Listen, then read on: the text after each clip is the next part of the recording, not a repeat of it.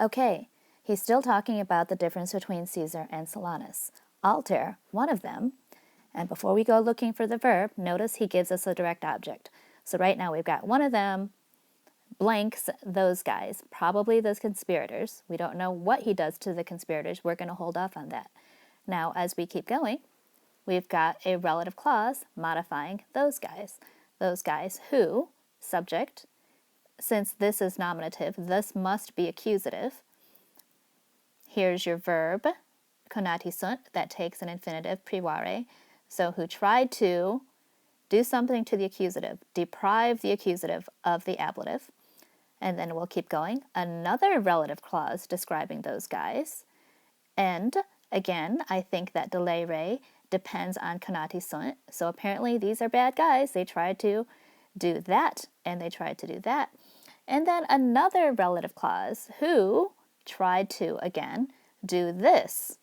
Okay, so whatever the verb is that goes with alter, I betcha it's not going to be a friendly one because all of these things that describe eos are pretty bad relative clauses.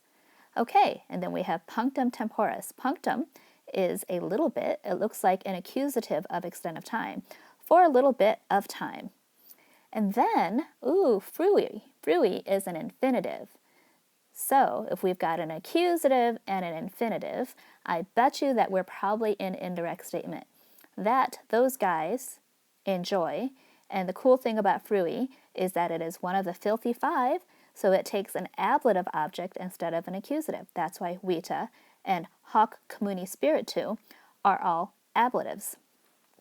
So now we're finally getting to the main part.